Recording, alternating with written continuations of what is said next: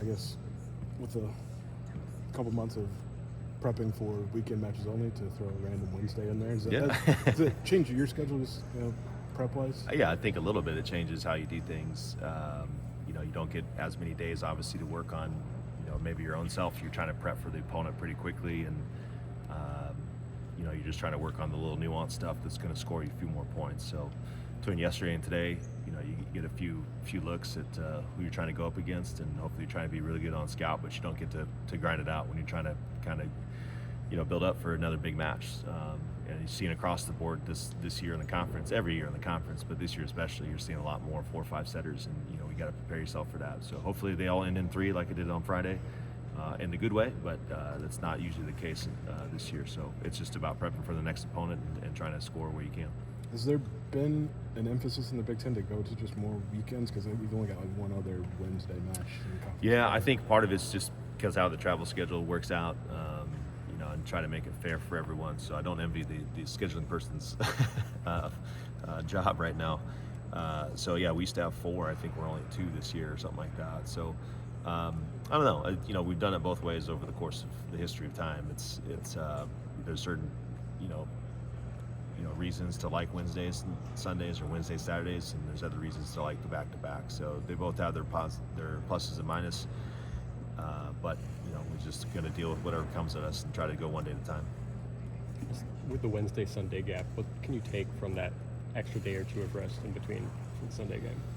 Yeah, you really, again, it's a lot of conference and a lot of play right now. Is just trying to build really good rest recovery cycles, get training in when you can, obviously, and trying to work on those really important things, whether it's what other teams are exposing on your game, or it's just trying to add in one extra layer to your team. That's pretty much what you're looking for.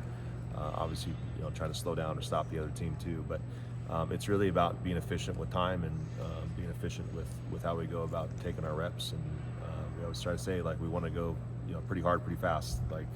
So we're not in here for hours on end, but we're in here for a short period of time. But we're trying to go as if we were in a game every single day. It's still a bit early, but 26th in the RPI, what does that say about your schedule, maybe the results you've gotten so far? It's better than not being 26, I'll tell you that much.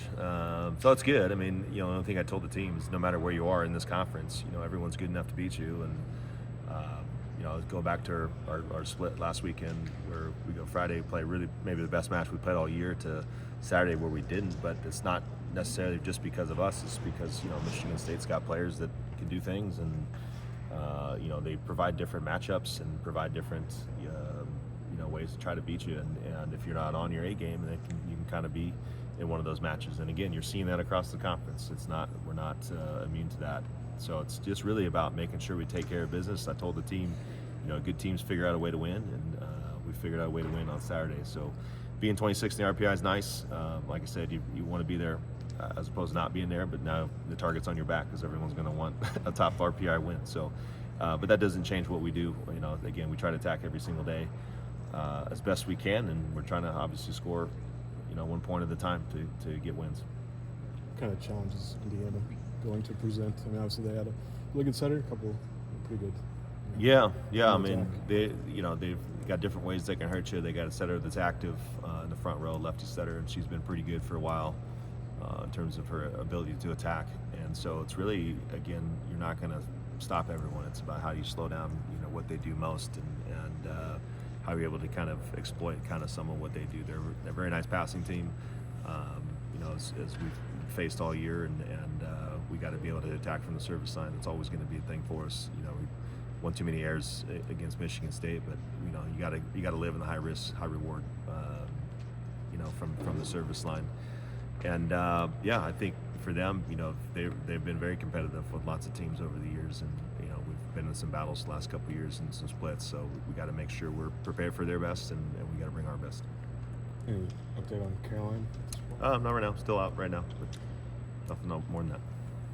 I guess looking at the Sunday, Jordan coming back. Illini said you were telling some stories about Jordan, the work she put in, pretty much here. Yep. Just what's it like to have her back on campus? Yeah, I think it's not all every day you get to have a 2-time Olympian come back, and one that you coached, and one that you have a lot of respect for. And I just tell the team, no matter what day it was, come back from a big weekend, 2 back-to-back 5-setters, no matter what day it was, she came in here and just worked her butt off every single day. I mean, every single rep. I couldn't tell if it was, right before the Final Four or the first practice of the season. It was always just she put in the work and went 100. I mean, that's hard to do, and I tell the team that's the hardest thing to do is to bust your ass every single day and give it all you got, because this game moves fast, it happens quick, it's dynamic. But she really put in the work, and not only from that standpoint, but mentally too. She did a really nice job. I think a lot of the work we did with her, I know a lot of the work we did with her towards the end was how to be a great teammate in this process and how to get the teammates to kind of go along with you. And I told her when I first got here, I said, if you learn how to win here, you can learn how to win anywhere, and she's done that to the nth degree. So awesome that she'll be back and get some honoring here, and I think in the football game as well, and it'd be great to have her around the team for a couple days.